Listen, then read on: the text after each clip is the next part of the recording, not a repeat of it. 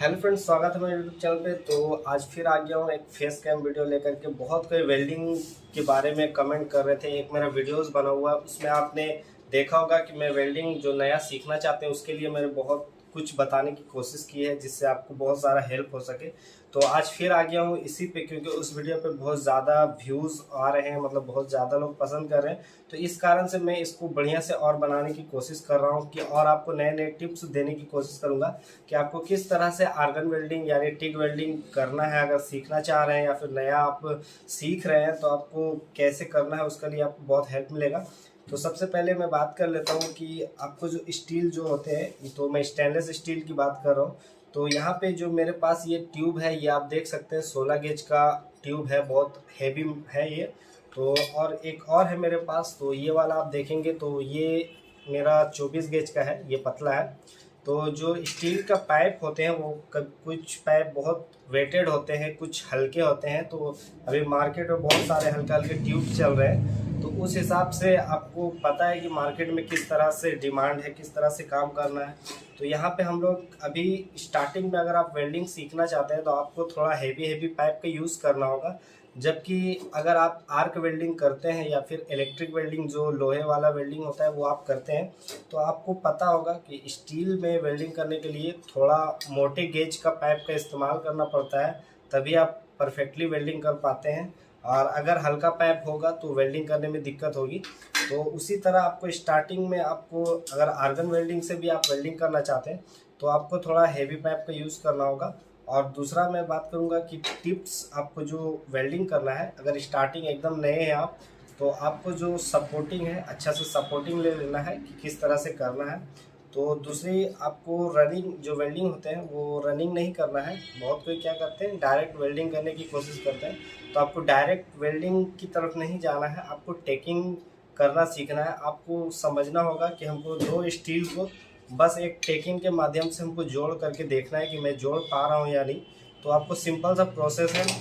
और दूसरी तरफ आपको पता होगा कि वेल्डिंग में हेलमेट का इस्तेमाल करना कंपलसरी है, आपको हेलमेट लगाना ही पड़ेगा, क्योंकि ये जो वेल्डिंग होते हैं इसमें हेलमेट लगाना ही एकदम ज़रूरी है। तो चलिए, इसको आपको पता है कि किस तरह से यूज़ होता है, तो इसको हम लोग पहन लेते हैं। तो यहाँ पे हम लोग जैसा कि ये 16 या 18 गेज का जो पाइप है उसको हम लोग वेल्डिंग करेंगे, तो उसको आपको आगे दिखाते हैं। उसके बाद आपको और बताएंगे कि कैसे कैसे आपको क्या करना है, क्या टिप्स आपके लिए बढ़िया है। चलिए आगे देखते हैं। तो दोस्तों, वेल्डिंग करने से पहले आपको सबसे पहले ये जो होल्डर होते हैं इसको आपको कैसे चलाना है उस चीज़ को पहले समझना होगा। तो हमने यहाँ पे मान लीजिए ये पाइप है, तो इस पे मैंने होल्डर को ऑफ ऑन करने के लिए पहले समझना होगा। तो जैसा कि वेल्डिंग में हमारे पास ये चिप तार लगता है, आपको पता होगा। तो यहाँ पे ये पाइप है, इसके साथ मैं पहले इसको ऑन ऑफ करने की कोशिश करूँगा।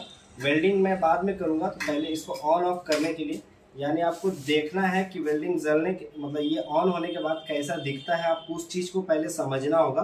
तो यहाँ पे मैं बंद करके ट्राई करता हूँ।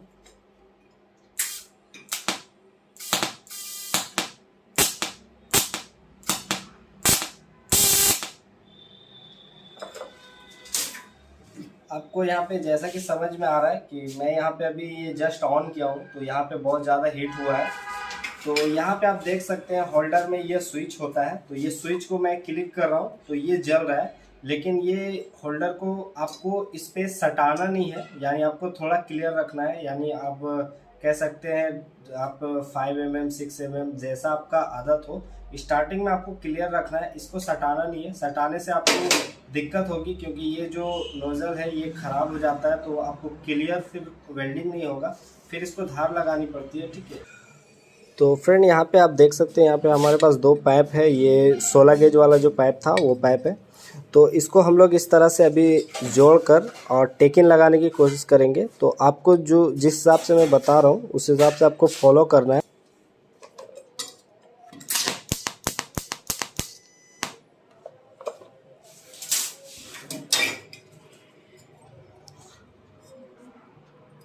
तो फ्रेंड, आपने यहाँ पे देखा कि मैंने यहाँ पे इसको इस तरह से यहाँ पे टेकिन किया है। टेकिन आपको दिख रहा होगा, तो बहुत सिंपल सा है, यहाँ पे कुछ मैंने किया नहीं है। यहाँ पे हमारा जो ये चिप वायर है ये मैंने यहाँ पे इसके साथ यहाँ पे मैंने इस तरह से यहाँ पे दिया, और देने के बाद हमारा जो ये होल्डर होता है, ये जो टिग वेल्डिंग, इसको बस ये तार दे करके मैंने यहाँ पे हल्का से ये हिट करके गला के ये दोनों को मिला दिया। आपको जो हमने जो हेलमेट पहना, वो हेलमेट से आपको इस चीज़ को बारीकी देखना है और समझना है, और उसके बाद आपको ये गला के यहाँ पे मिलाना है। तो सिंपल सा प्रोसेस है, कुछ ज़्यादा डिफ़िकल्ट भी नहीं है, लेकिन क्या है, धीरे धीरे आपको हैबिट्स बनाने पड़ेंगे। हैबिट्स होने के बाद आपको क्या है, ऑटोमेटिक आप स्पीड कर पाएंगे। तो अब हमने यहाँ पे टेकिन लगाया। तो फ्रेंड, आपने यहाँ पे देखा, मैंने यहाँ पे टेकिन लगाया। तो आपको स्टार्टिंग में जो करने हैं वो इसी तरह से आपको प्रैक्टिस करने हैं टेकिन लगाने के। ये जो हेलमेट है और ये होल्डर है और उसके साथ साथ आपका ये चिप वायर है, तो ये तीनों चीज़ का जो कॉम्बिनेशन है, आपको सबसे ज़्यादा दिक्कत इसी चीज़ से लगेगा। तो आपको इन चीज़ का ध्यान रखना है कि हैबिट्स, इन तीनों का हैबिट्स बनाना है। बाकी वेल्डिंग में आपको ज़्यादा दिक्कत नहीं होगी, मुझे पता है, क्योंकि मैं खुद जब स्टार्टिंग में इस चीज़ में था तो मुझे बहुत ज़्यादा ये डिफ़िकल्ट लगता था, ये इसको मैनेज करना, फिर इसको ऑफ करना, इसको ऑन करना। तो ये आदत आपको बनाना पड़ेगा। तो उसके साथ और बाकी जब ये हैबिट्स बन जाएगा तो आपको टेकिन लगाना बहुत ईजी हो जाएगा। तो इस तरह से आप करके बिगिनर जो होते हैं, जो स्टार्टर होते हैं, तो उसके लिए बहुत हेल्प होगा।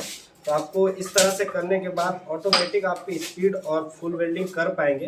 तो चलिए, आज के लिए इतना ही, और आगे और जानकारी चाहिए तो वीडियो में कमेंट कीजिएगा, तो आपको और मिलेगी। तो चलिए, आज के लिए